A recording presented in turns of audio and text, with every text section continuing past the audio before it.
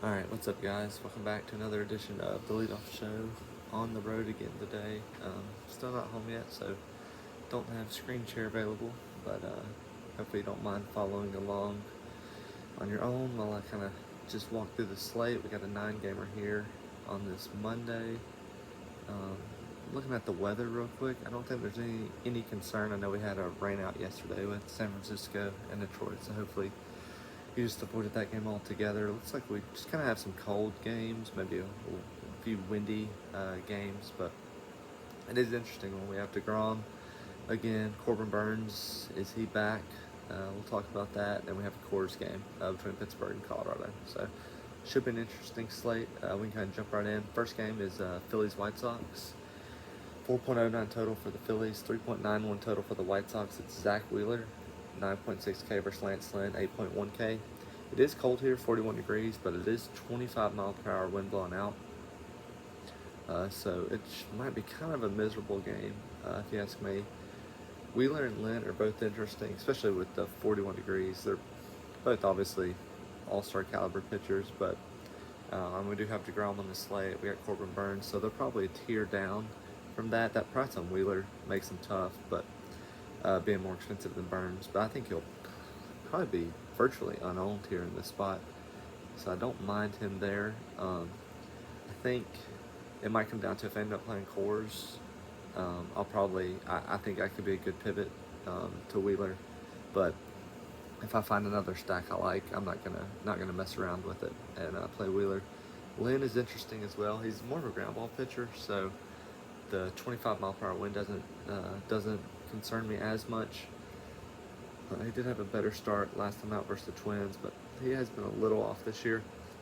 So, but with his price at 8.1K, he's probably the best pitcher for that price or below.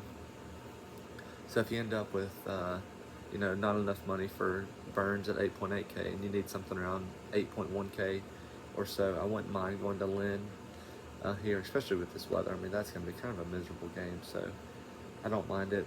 Looking at the Phillies bats, I'm going to be out on a full stack here. Lynn's good enough that I'm not really interested. And like we said, the weather here is probably just going to be miserable. I will say, though, with Lynn being such a ground ball pitcher, I wouldn't mind guys that are fly ball hitters, and that's Kyle Schwarber. If I play anyone for the White Sox or for the Phillies, it'll be Schwarber. Maybe mix in a mini stack here with like Stott or Turner. But Schwarber's, looking at plate IQ, Schwarber has a 53% fly ball rate against righties, so he should be able to get the ball lifted and let this wind take over. So Schwarber's really my only interest for the Phillies. Like I said, probably out on a full stack there. For the White Sox, really don't have much interest. This looks like Eloy's should be back today, but Tim Anderson's still out. Bottom of this order is pretty terrible. Massive K rates. So I'm probably out overall on the White Sox. Looking to see if anyone has high fly balls. Not really. None of their top hitters really do. So I don't see myself playing a White Sox here in this spot. All right, next game we got Rangers Royals. 4.46 total for the Rangers, 3.04 total for the Royals. Jacob DeGrom versus Jordan Lyles. Jacob DeGrom, again, just went out and proved what he's capable of when he's healthy. He's 10.1K on this slate, and I think, that's more than fair. His last start was against the Royals. I'm not too concerned about like facing the same team back to back, especially with stuff like his. I think Pasquantino was really the only one that got to him. So I'm not too worried there. I think, I'll be going back to DeGrom here on this spot. And he's not even the most expensive pitcher on the slate, which is just a misprice. He should be 11K, and he's trending that way. So I expect him to be 11K here soon. So DeGrom's in a great spot here against the Royals. Let's check the weather. Yeah, 68 degrees, 5 mile per hour wind blowing out. So kind of just a neutral game here. So yeah, definitely if you can pay up for DeGrom, if you can fit him in, I'll be going there. But like I said, if you end up on Coors, DeGrom's going to be 60% on, so wouldn't fault you if you decide to pivot there. On the Royal side, Jordan Lyles, 5.4K. The price is nice, but it's just not worth it. I usually don't go cheap, especially like in single entry like I usually play. I usually try to stay two pitchers that can give me 25, 30 plus on a good day. And Jordan Lyles, if he gives you 15, you'll be happy, but that's not it's not going to be enough to really make it worth it. So the Rangers here against Lyles, I think, are probably in a good spot. So outside of Coors, I think the ownership really ends up on a few teams, probably the Braves and the Rangers, potentially the Dodgers, but I think probably Braves and Rangers are where most of the ownership goes outside of Coors. For good reason here too. I mean, Lyles is not very good. Like we said, it's decent hitting weather, so I could see myself getting to the Rangers. I think that's a pretty good spot here on this slate. Let me pull up Lyles' numbers. His splits, yeah, xFIP 510, K rate 18.7%. Yeah, just pretty terrible all around. Still no Seager, kind of makes it tough. The offense is going to be down a little bit, but it just makes it more affordable, I guess, too. So I'd really kind of be open to playing anyone with the Royals, but again, I try to fit in the catcher, especially with Jonah Heim. He's a good catcher, so I'd make sure I had him in there. But any of these guys at the top, Simeon, Josh Smith, if he continues to bat second, Nate Lowe, Dolis Garcia, Josh Jung, I think really anyone you kind of mix and match here, just whatever works for you. But yeah, like I said, I would really try to get Heim in there, just in that getting that catcher in your stack. On the Royal side, we're out on the stack against DeGrom for sure. Pasquantino, I think he had like 3 hits, 2 doubles and a single last time out versus DeGrom. I would not go chasing that. I'd be shocked if that continued. So he just had a good day. Had the got the best of DeGrom, but I mean he's still might have 3 at bats against DeGrom tonight. So I'd be be a long shot for him to even get 1 hit. So I'm probably out on all the Royals there. Our next game, we have Diamondbacks Cardinals. 3.79 total for the Diamondbacks, 4.71 for the Cardinals. Merrill Kelly, 7.4K versus Jack Flaherty, 7.8K. I will say Kelly, I'm going to be out on here. We're not going to be playing pitchers against Cardinals very often. So definitely out on Kelly here. Flaherty is interesting. 7.8K. He kind of falls in that Lynn range where he's kind of one of the best pitchers at his price or below. Diamondbacks have been a little weaker lately. I feel like they kind of started hot and then kind of died off. Let me see what Flaherty did. I think he had decent K numbers last time out, but he's still walking guys like crazy. He hits 5 innings, 6 Ks, 1 walk last time in Coors, so a little bit better, but I'm still not really a believer in Flaherty, so I'm going to be out. Probably just rather go to Lynn simply because of that weather. I know the Phillies went off on Sunday, but they've kind of been off to a slow start this year too. So if you end up where you have to have a pitcher under 8K, I could see going to Flaherty there in this spot, but he's not going to be someone I'm seeking after here. And like I said, out on Kelly. Diamondbacks overall, they do make for an interesting spot just because Flaherty can. The walks can get up on them, and the way these Diamondbacks runs, I mean, they could start a rally with just a walk or 2, but I don't think it's necessary to go there. I think there's enough better spots on the slate, but I think I'd be okay with a few one-offs, whether you go with Corbin Carroll, Jake McCarthy, some guys like that. They can get it, have a pop, but can still get a steal if they get on base. So I think Carroll's probably my favorite spot here on a Diamondback one-off, and that price at 3.1K is super nice for a one-off for some guy that could get 3 steals on any given night. So I'm moving over to the Cardinals. I'm probably out on them as well. I feel like, let's see their numbers. I feel like they're better versus lefties, but we might just have to check real quick and see. Yeah, great numbers versus righties here with Kelly, but Kelly's one of those guys that he's not great for DFS, but he kind of just limits damage. I mean, I could see him going out there, 6 innings, 3 runs or so, which isn't good for Kelly, but it's not really good for the Cardinals either. So I'm probably out on the Cardinals. Again, the one-offs are always in play. They have some studs, but these cheaper guys, this price are starting to creep up. Donovan and Gorman are over 4K. Edmund 4K. Newbar 3.7K. So I think the price just kind of restricts you from playing the full stack, especially since we want 2 aces on this slate. So probably on the Cardinals, but if you fit 1 or 2 in there, I'm okay with that. But definitely not going with the full stack. It is 12-mile-per-hour wind out to right field, so maybe like New Bar or something like that. But that'd probably be the only place I'd go. Our next game we have Blue Jays Astros. 4.09 total for the Blue Jays, 3.91 total for the Astros. Kevin Gausman versus Christian Javier. Gausman is 10.2K more expensive than DeGrom. He will be basically unowned here in this spot. Had a great start last time out versus the Tigers, but just with the way this slate sets up against the Astros, more expensive than DeGrom. He'll be probably 5-10% owned. So, man, that's tough. I love the leverage you get there, just having such a great pitcher at no ownership, but definitely makes for a tough spot. This Astros lineup has a lot of low strikeout totals in there. Alvarez, Tucker, have that platoon advantage against Gausman. So, yeah, I'm probably out on Gausman. I think if I do get off DeGrom, if I get off one of the aces, I'll probably still stay with like Javier, Lynn, or Wheeler. I don't see myself getting to Gausman, even with the basically no ownership. Javier on the other side is interesting. Like I said, I'd probably prefer him over Gausman here in this spot, even though Toronto is still a great offense. I think Javier's has a little more K upside in my mind. Him and Gausman are both good though, but so Javier's 32% strikeout rate, Gausman is 29, so pretty close, but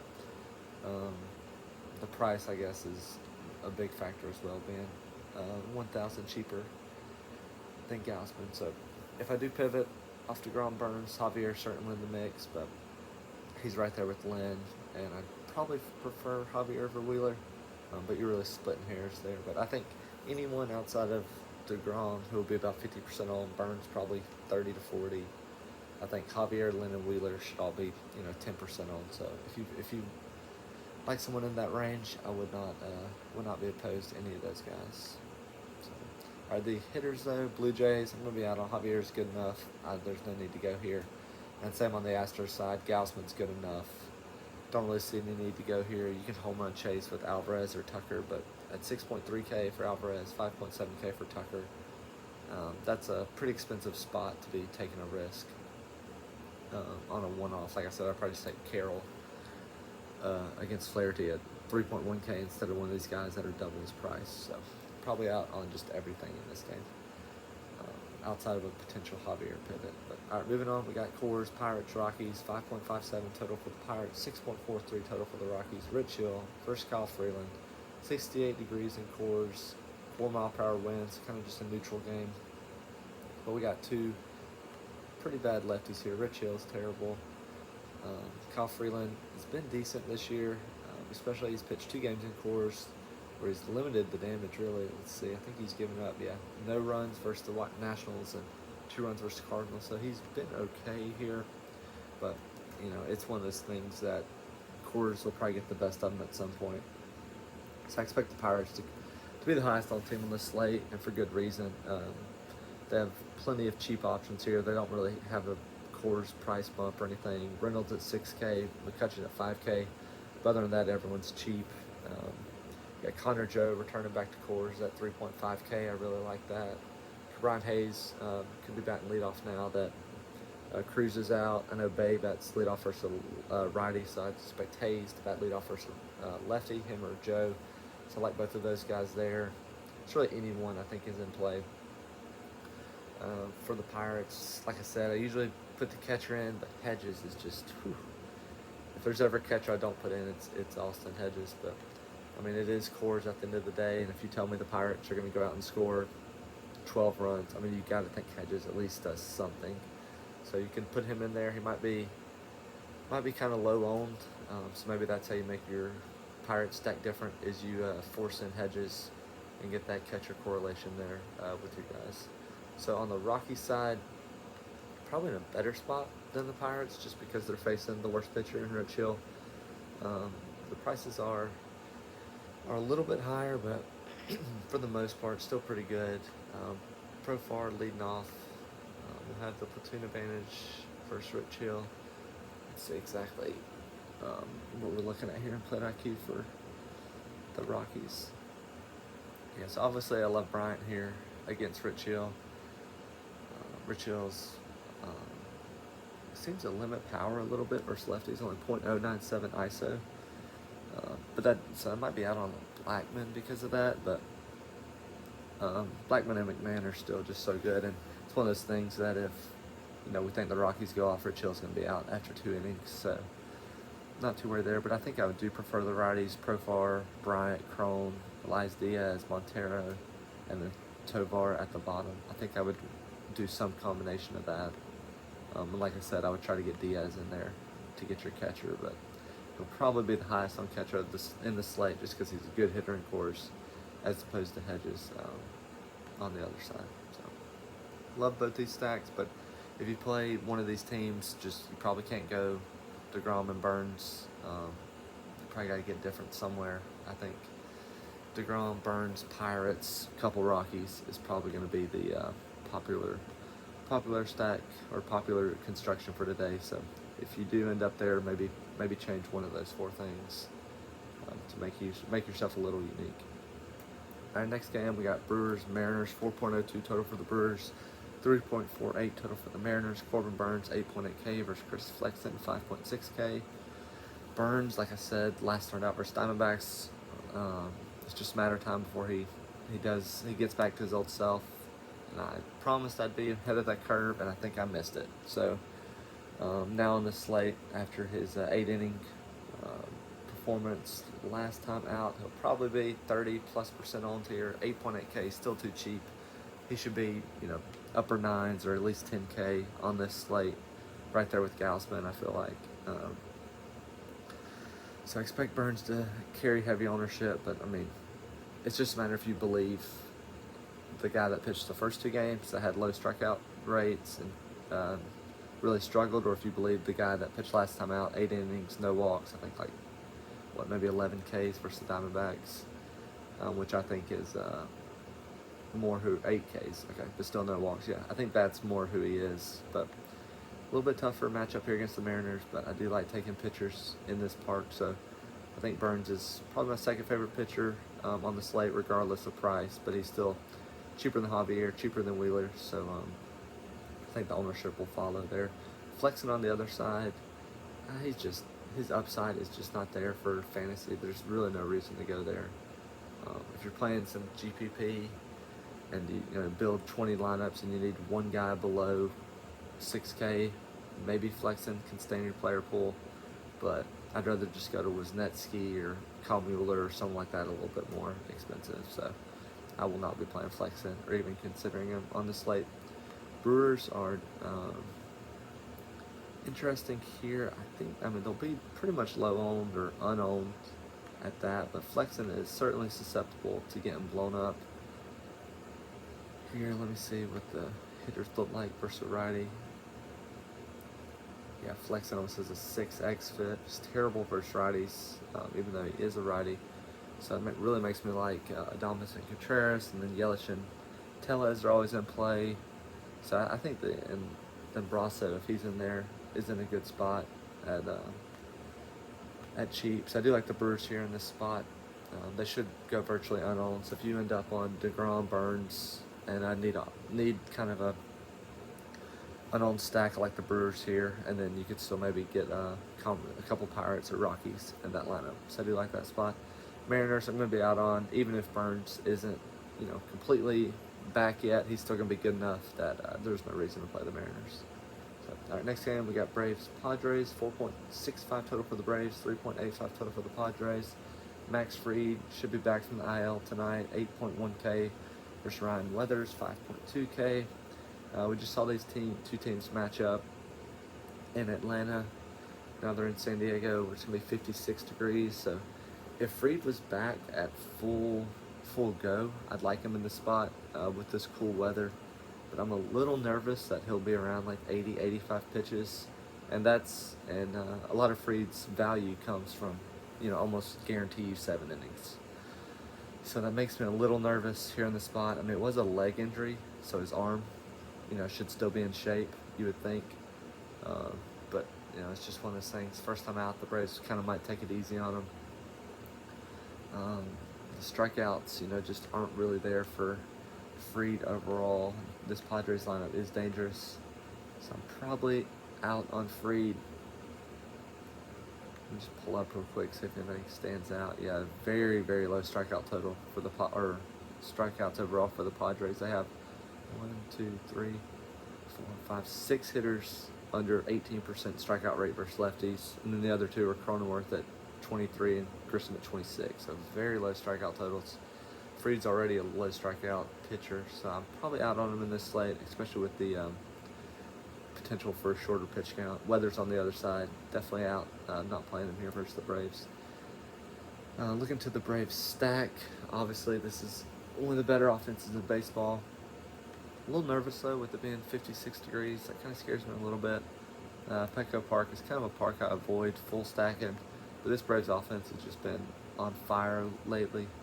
So I think outside of Coors, this is probably the top home stack.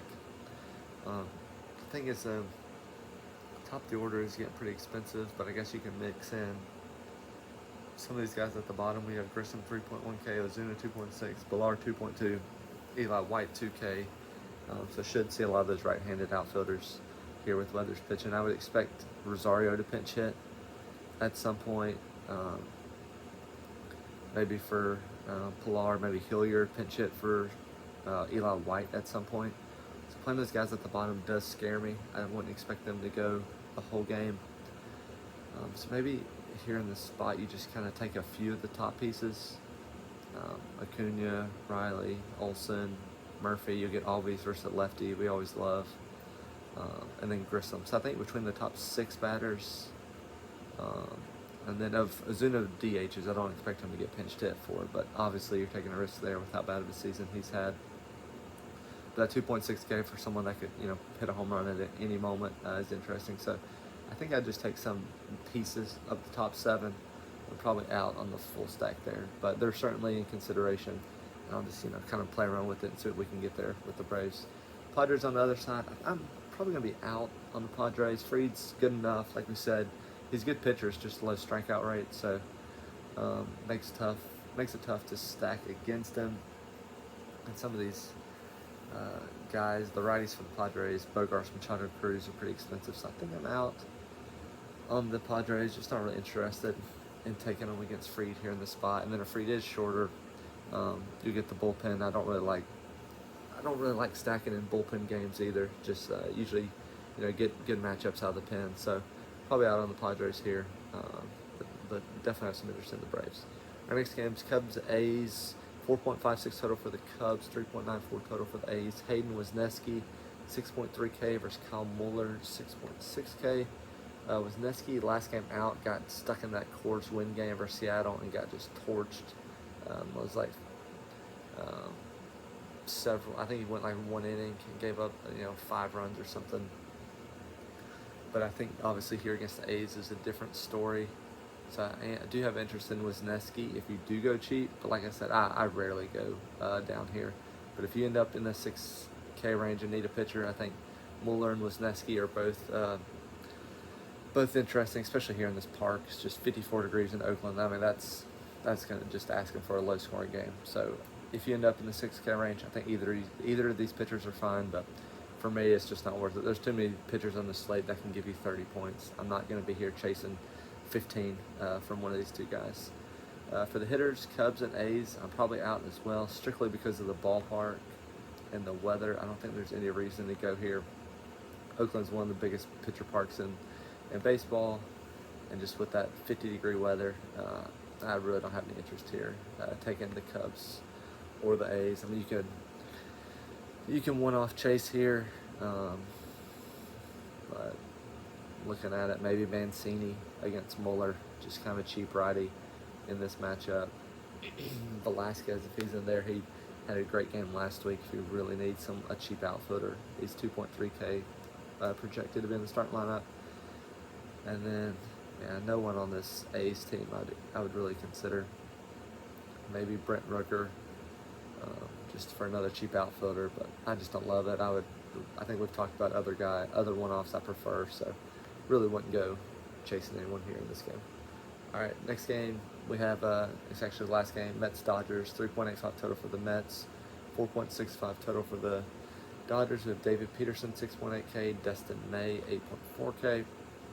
I just don't think there's any reason to go either of these pitchers here in this spot. 60 degrees, 13-mile-an-hour wind blowing out. Small bump to bats, I guess. Peterson has shown some upside before. Had a decent start last time out, 5 innings, 6 Ks versus the Padres, but there's just no reason here. Dodgers are good enough that I would be shocked if Peterson can put up, 18, 20 plus.